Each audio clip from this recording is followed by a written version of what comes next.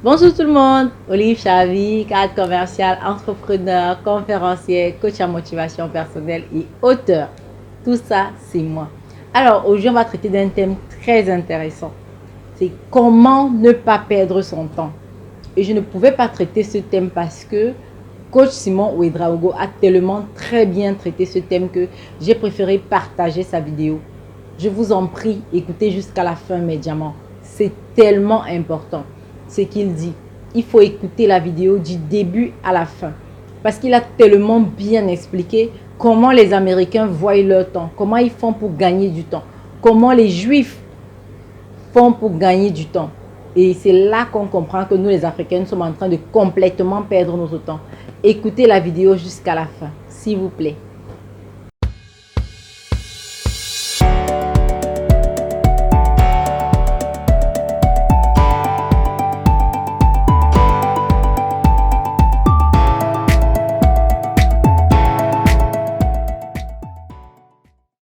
Mesdames et messieurs, bonjour. Et moi, c'est Coach Simon Ouedraogo. Je suis là aujourd'hui dans cette vidéo pour vous apporter des éléments substantiels pour votre avenir, qui va vous permettre de faire des grands choix pour votre future génération. Donc, toujours dans le cadre de l'éducation, parce que Mandela a dit Education is the most powerful weapon with which we can change the world. L'éducation est l'arme la plus puissante avec laquelle on peut changer le monde.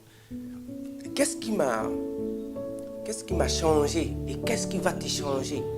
Parce que nous sommes des êtres vivants, nous sommes des humains. Dès lors que tu es un être humain, dis-toi que ce qui a marché pour l'autre être humain peut marcher pour moi, puisque nous avons la même constitution biologique et physiologique. Donc il ne faut pas regarder quelqu'un qui brille, quelqu'un qui a réussi et croire qu'en faisant comme lui, tu ne seras pas comme lui. Non, ça c'est des pensées qu'il faut éliminer. Donc dans cette vidéo, moi je vais vous montrer comment je vous ai dit que lorsque tu sais bien lire et écrire, l'école, lorsque ce n'est pas une école qui t'apprend à devenir milliardaire, lorsque ce n'est pas une école qui t'apprend à faire des choses pratiques, en tout cas, tu es en train de te moquer de ta venue au monde. Le fait même que tu es venu au monde, là, tu es en train de te moquer de ça. C'est dès lors que tu sais bien lire et écrire, tu peux devenir la personne que tu rêves d'être. C'est pourquoi aujourd'hui, je vous apporte une preuve. Vous voyez, ça c'est Success Magazine. La Success Magazine, et je remercie Steve Marino, un grand monsieur, un développeur personnel, que j'ai rencontré lors de mes tirages de cours. Je vous ai dit que j'aimais tirer les cours, puisque je ne croyais pas à l'enseignement général qu'on m'enseignait. Puisque ceux qui ont soutenu sont devenus pauvres. Celui qui est en train de me parler a du mal à démarrer sa moto après la fin du cours. Il vient souvent lundi en voiture, mardi il vient en moto. Souvent il prend une semaine, mais on dit pourquoi il dit qu'il fait économie, alors qu'il est professeur d'économie. Un professeur d'économie qui économise. Et combien même d'enseignants en économie nous avons ici, en Afrique, qui ont du mal à faire fonctionner un business. Si nous allons dénombrer, compter le nombre de professeurs d'économie qui sont pauvres ici en Afrique, mais ils sont nombreux. Mais c'est ce qu'on appelle le paradoxe, un véritable paradoxe. Comment un professeur d'économie peut galérer? Bon, allez-y fouiller dans vos universités, vous allez rencontrer assez de professeurs d'université qui galèrent, de professeurs d'économie. Donc ici, j'ai rencontré ce monsieur qui m'a donné ce magazine paru en 2008 mais que j'ai lu en 2012, qui a changé radicalement ma vie. Et j'ai quitté l'école l'année même qui a suivi. Parce qu'en 2014, je n'ai rien fait à l'école. Parce que quand j'ai fini de lire les livres, c'était un électrochoc.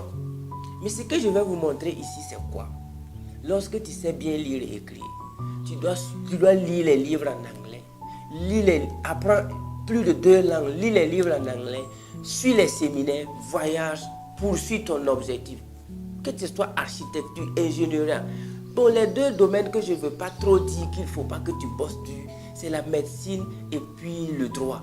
Là aussi, il faut aller dans un vrai grand pays où tu payes beaucoup d'argent pour apprendre la médecine. Sinon, à la fin de tes études, tu es docteur, mais personne ne veut te confier son chien qu'il a payé à 500 000. Parce que moi, je connais des chiens de 500 000, de 400 000, ça te coûte cher.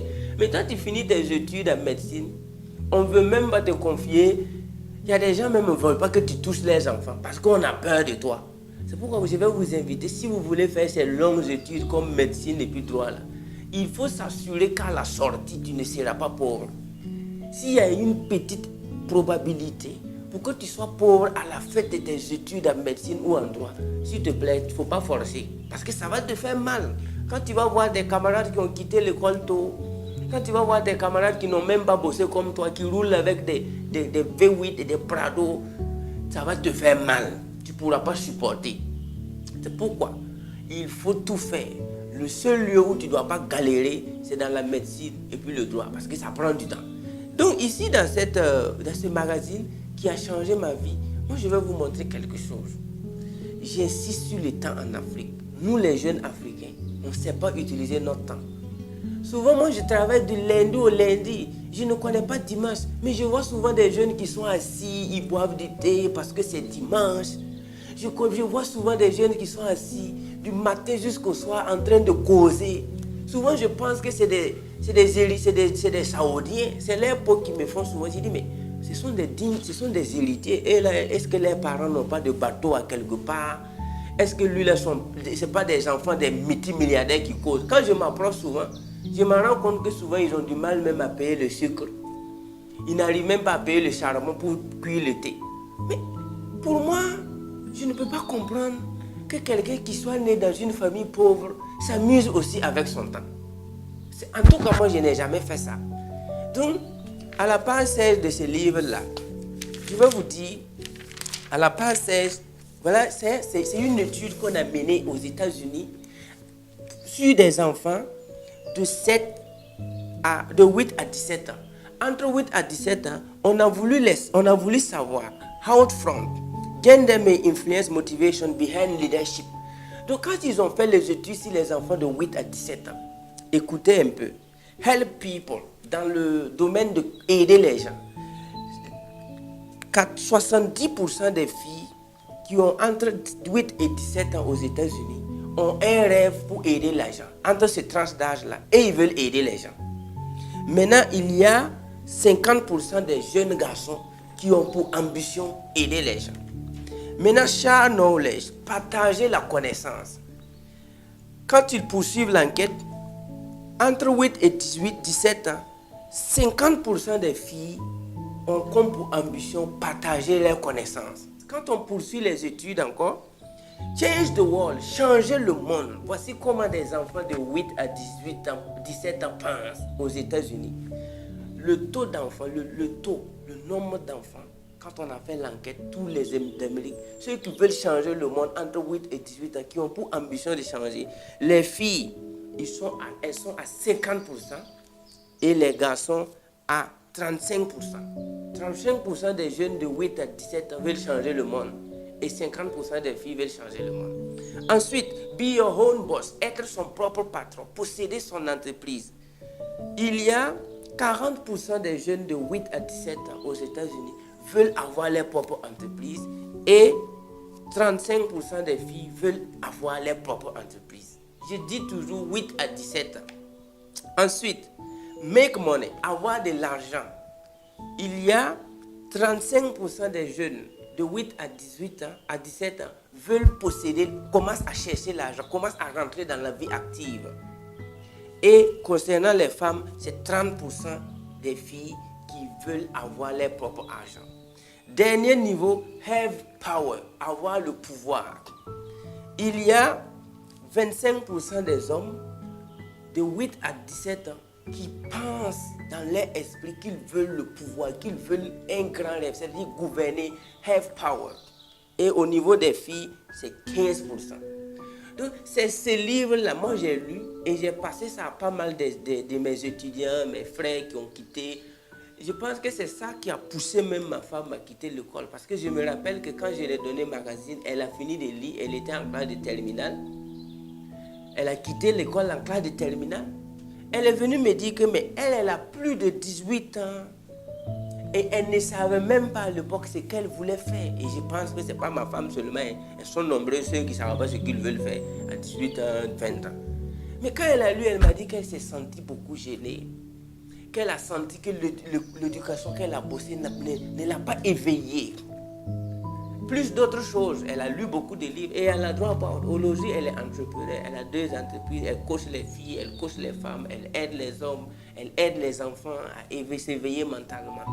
Donc ça m'a beaucoup touché et je suis en train de vous dire en tant que jeune Africain, quel est ton rêve? Et puis je vous rappelle, help people, share knowledge, change the world, be home boss, make money, have power. On n'a pas dit avoir diplôme ici. Dans toute l'enquête là, on n'a pas parlé de diplôme, on n'a pas parlé de postuler à un emploi, on n'a pas parlé de chercher travail. On a dit aider les gens, partager sa connaissance, changer le monde, être ton propre boss, avoir de l'argent et avoir le pouvoir. Mais si on prend la majorité de la jeunesse africaine, avec niveau bac même plus, tout 90% là, rêve d'avoir un bon emploi, rêve d'avoir un bon poste, rêve de poursuivre même aller au Master 12. Quand est-ce que nous, on va se réaliser? When are we going to take action? When are we going to be aware? Quand est-ce que nous serons conscients qu'on ne doit pas gaspiller notre temps? Et pour confirmer ça, je m'en vais à la page 66 du magazine. Vous montrer quelque chose qui va vous choquer. À la page 66, qu'est-ce qu'on a dit là-bas? La page 66, puisque à la couverture de ces livres-là, c'est Donald Trump qui était couverture. Couverture, c'est Trump. Regardez un peu. Le Donald Trump, c'est pas parce que... Moi, j'ai aimé Trump, j'ai lu ses livres avant qu'il soit président à la Maison-Blanche. Donc, depuis qu'il est président, je ne suis même plus trop ses tweets. Mais avant qu'il soit président, il était un éducateur, il était un papa, il était un grand monsieur qui motivait, qui créait beaucoup de choses aux États-Unis et respecté. Donc, il est né le 14 juillet 1946. Ce que je vais vous montrer ici, c'est vous allez suivre avec moi et me dire c'est à quel moment Donald Trump a gaspillé son temps comme nous les jeunes Africains.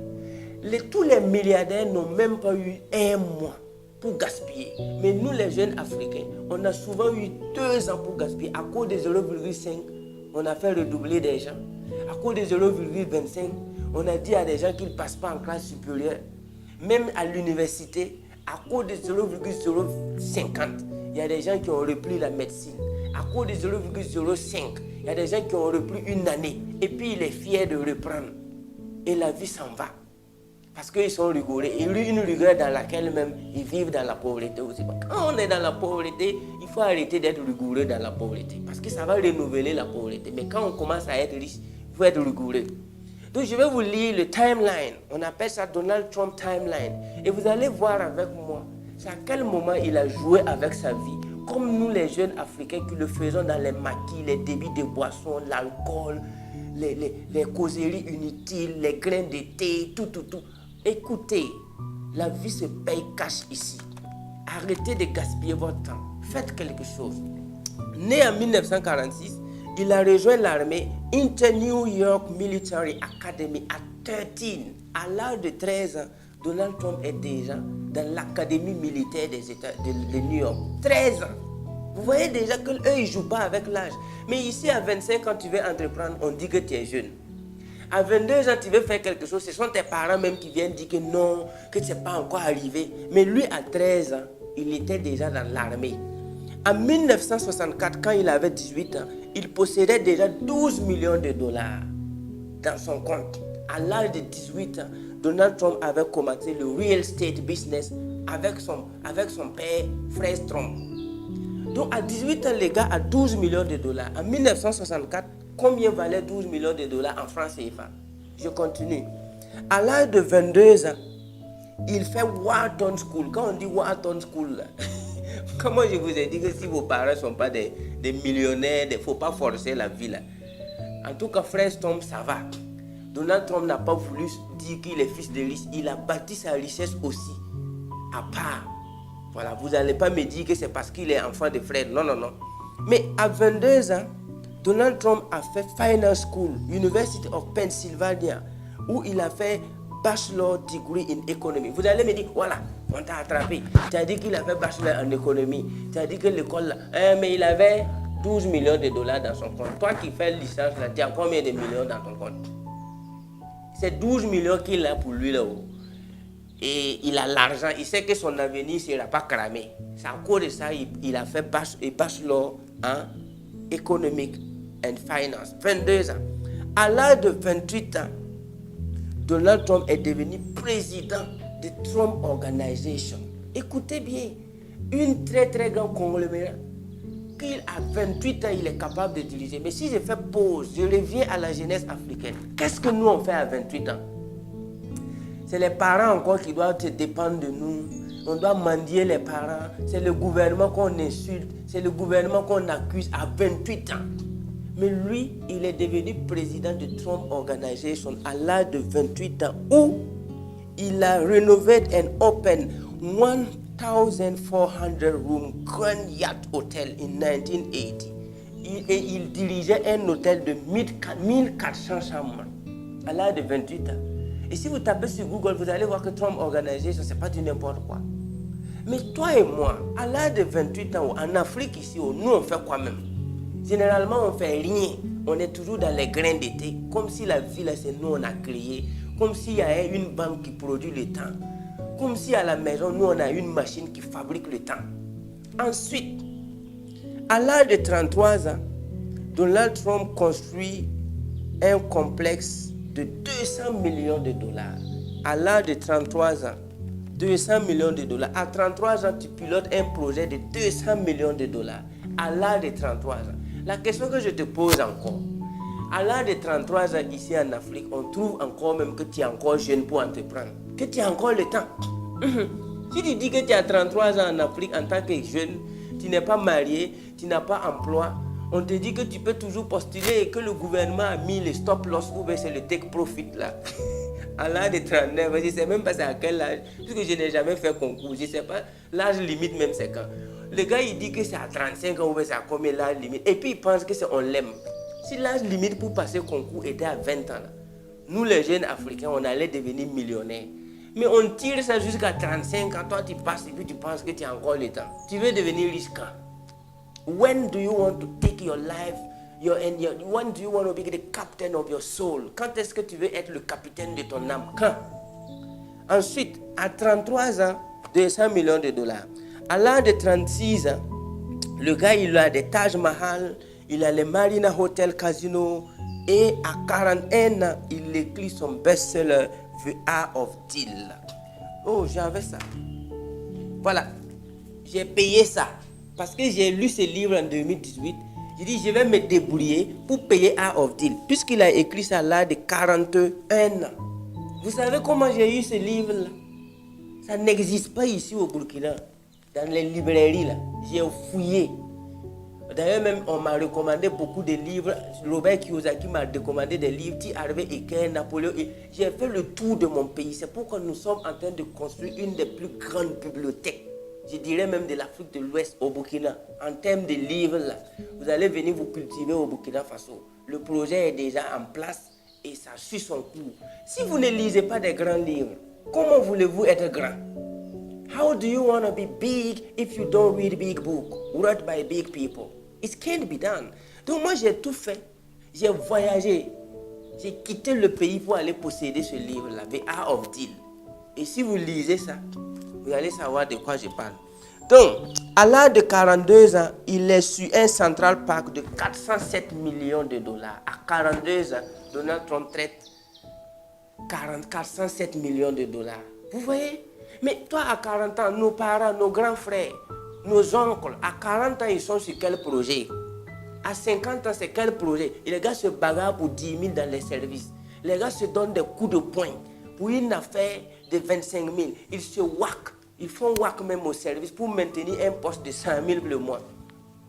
À l'âge de 50 ans. Mais lui, il continue. À 43 ans, c'est 350 millions de dollars qu'il paye maintenant une compagnie aérienne.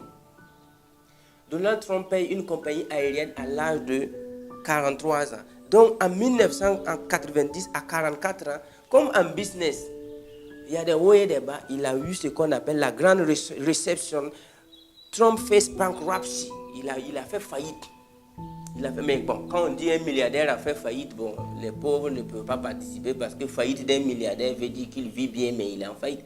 Donc il a fait faillite à 44 ans, où il était obligé de bosser.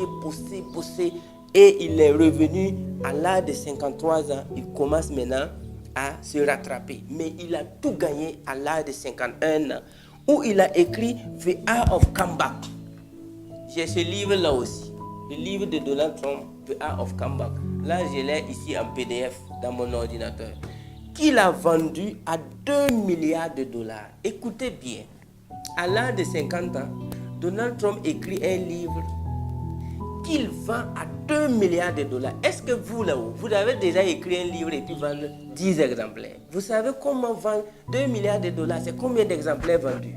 Ce sont des millions d'exemplaires vendus. Et on a même précisé report net worth of. C'est-à-dire net worth, c'est-à-dire un bénéfice net de 2 milliards de dollars. Je ne suis pas en train de vous parler de Donald Trump Maison Blanche. Je suis pas en train de parler de... Je suis en train de vous dire timeline. Comment on gère sa vie jusqu'à être un vieux responsable. Si vous ne voulez pas être des vieux irresponsables, vous devez prendre votre jeunesse au sérieux pour que d'ici 50-60 ans, que tu puisses faire comme ça et puis donner aux jeunes pour montrer que tu ne t'as pas amusé avec ton temps. Donc, à l'âge de 51 ans, le gars, il écrit un livre qui vend 2 milliards de dollars. Ensuite, à 52 ans, le gars travaille sur des 5 millions de dollars. Les millions de dollars, ce n'est plus rien, ce n'est plus quelque chose. 53 ans, il commence à développer des terrains de golf. Ok? Et des trucs de luxe. À 58 ans maintenant, il lance ce qu'on appelle NBC Reality Show, The Apprentice. C'est-à-dire un programme télé où il est devenu star. Maintenant, à l'âge de 60 ans, il lance des usines de vodka. Il n'y a pas de temps pour perdre. À 60 ans, c'est des usines. Mais vous voyez comment, la manière dont nous on gère notre vie là-haut. Si on ne change pas, vous êtes sûr qu'à 60 ans, nous on pourra avoir même poulet. Il faut qu'on arrête de gaspiller notre temps en écoutant des choses qui ne sont pas vraiment dignes d'être écoutées. À l'âge maintenant de 61 ans, il va à Hollywood. Il va faire des pas à Hollywood, 61 ans. À 62 ans, il va faire Trump International Hotel, Trump Tower Open in Chicago, à Las Vegas. Donc, son aventure s'arrête là. Et aujourd'hui, Donald Trump pèse 74 ans en étant président des États-Unis. Donc ici, si tu n'aimes pas Trump, oublie l'histoire de moi, j'ai parlé mon temps à parler de Trump. Laisse Trump là. Toi aussi, peu importe l'âge que tu as, que tu aies 50 ans, que tu sois un vieux de 60 ans à m'écouter, que tu aies 70 ans, il te reste une vie, il te reste des années à passer. Même s'il te reste un mois, écris quelque chose sur le papier. This is how I will manage my time. Voici comment je vais gérer mon temps. Donc moi qui vous parle, je ne suis pas un parvenu. Je ne suis pas quelqu'un qui s'est érigé seulement du jour au lendemain pour parler à la jeunesse africaine, pour dire aux jeunes là, voilà, l'école n'est pas bonne. Non, ce n'est pas des vues. Moi, je ne suis pas là pour me faire des likes ma vidéo, abonnez-vous à ma page. Non. Si ça ne te plaît pas, tu ne t'abonnes pas. Je ne suis pas là pour vous dire, dans ma page, j'ai fait 10 000 vues. C'est vrai, moi, j'arrive à faire 5 000 vues. En moins de 2 jours, j'ai fait 5 000 vues.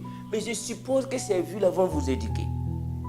Je me dis que les vues que vous avez vues là, ça va te faire changer de tête. Sinon, si c'était des vues que moi je voulais seulement, je pouvais me lever et puis faire des petits trucs là et puis bon, je publie tous les jours.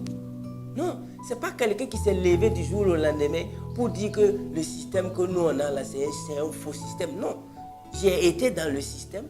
Mes camarades sont décédés. Quand je dis décédés ici, ce n'est pas qu'ils sont morts physiquement. Mais combien de gens ont fait le bac avec moi? Aujourd'hui, ils sont toujours chez leurs parents. Vous pensez que ça me plaît? Ça ne me plaît pas. J'aurais voulu qu'ensemble, on soit en train d'inspirer la jeunesse africaine. Mais comme eux, ils ont cru au système, aujourd'hui, chacun est là. Il n'y a pas un bon boulot. Ça pavane dans la rue, ça fait des commentaires sur Facebook. J'ai vu pas mal de camarades aussi qui ont commencé à me critiquer sur Facebook parce qu'on a fait l'école ensemble. En fait, moi je ne mentionne pas tout ça. Je dois avancer, je dois inspirer. I have to show the way to my little brothers. Je dois montrer la route à mes petits frères. Je n'ai pas le temps pour répondre aux injures. because I'm focused. I know where I'm going. Je sais où je vais. Ça, c'est quelque chose que j'ai lu en 2012. Je peux vous réciter les livres que j'ai lus en 2010. Depuis 2010, je n'ai plus jamais arrêté d'apprendre, de lire, de voyager. Donc écoutez, je ne suis pas en train de vous dire d'aimer le coach Simon. Je ne suis pas en train de vous dire que vous êtes obligé de venir à mes séminaires. Je suis en train de vous dire de prendre votre avenir en main. Et la dernière information, dans ce même livre, il y avait ce CD-là, où les participants étaient Maxwell, John C. Maxwell, Jack Canfield, Charlie Tremedos Jones et Napoleon Hill. Mais ils ont dit dans ce livre que c'est un audiobook. J'ai lu le livre en 2012. J'ai arrêté d'être bête en 2012. J'ai arrêté de gaspiller mon temps en 2012, dans le vrai sens du terme. En 2012, j'ai galéré. En 2013, j'ai galéré. En 2014, j'étais piéton. Quand je faisais la vente ambulante à Ouaga, tous mes camarades qui avaient la licence se moquaient de moi. Parce que pour eux, j'ai été dans une grande université, j'ai refusé de soutenir, j'ai quitté l'école, je n'ai pas de diplôme. Voilà, ton malin là, c'est pas toi qui es devenu vendeur ambulant ici. Ils me croisaient dans la rue, je marchais, et puis j'avais fait même la France, j'ai fait 2 semaines en France. Quelqu'un qui fait 2 semaines en France qui devient vendeur ambulant à Ouagadougou, vous pensez que je ne savais pas ce que je veux? Je marchais sous le soleil, je vends pour pouvoir fonder mon entreprise. C'est pourquoi dans mon école à l'heure là, c'est une école de vente ambulante. Celui qui refuse là-bas de sortir convaincre quelqu'un, moi je le chasse.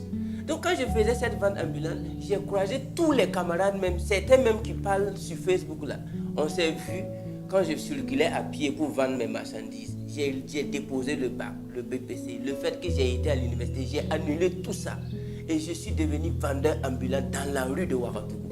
Parce que j'ai compris qu'on m'a menti à l'école. Mes camarades qui m'ont dévancé n'ont pas réussi. Mes enseignants galèrent comme des rats d'église. Donc, qu'est-ce que je dois m'inspirer ailleurs? Et quand je me suis inspiré, j'ai gardé ce CD-là. Chaque jour que je lis les livres, je garde ce CD. C'est en 2020 qu'aujourd'hui, j'écoute le CD ici. Vous voyez cette clé-là? Regardez bien la clé. Voilà. Je suis pas... je suis en train de te dire, toi jeune là, il faut que tu prennes ta vie en main. Arrête d'écouter ceux qui ont échoué. Moi, j'ai lu ceux qui ont réussi. J'ai écouté ceux qui ont réussi. Aujourd'hui, j'écoute ce CD-là dans une Range Rover Sport. Mais je marchais à pied à Ouaga en 2015, 2014. J'étais piéton à Ouagadougou. Je marchais à pied. Je me suis marié avec VTT. Et beaucoup de gens sont venus à mes fiançailles pour se moquer de moi. Et dire à ma femme que toi, tu veux épouser un homme avec VTT pour faire quoi? Et ma femme leur disait, je ne suis pas en train d'épouser un homme. Je suis en train d'épouser une vision. C'est pourquoi je l'aime. Et I love her. On s'entend bien. Elle a dit, je ne suis pas en train d'épouser Simon. Je suis en train d'épouser une grande vision. Donc avec son VTT là, je vais me marier avec lui. Mais regardez ce que le VTT est devenu en moins de 5 ans. Puisque le mariage là, ça s'est passé en novembre 2016. Donc pour dire même en 2017. Donc moi j'ai eu ma première moto en 2018. Je n'avais pas de moto, je n'avais pas pu payer moto. Mais tu payes moto en 2018, en 2019 tu payes voiture. C'est un plan que j'ai mis en place depuis mon enfance. C'est un plan que j'ai mis en place depuis le jour que j'ai appris que l'école qu'on est en train de nous enseigner là, il faut qu'on change. Mais je ne veux pas rejoindre les mouvements, des grévistes, non, des trucs de société civile. Non, moi je vais prendre ma vie en main. Je vous invite, jeunesse africaine. Si j'ai lu ces genres de livres en 2012 et qu'aujourd'hui j'écoute mon CD audio dans une Range Rover Sport, c'est pas Range 2008, c'est pas Range 2009. Donc écoutez, vous pouvez faire mieux que moi. Tu peux faire mieux que moi.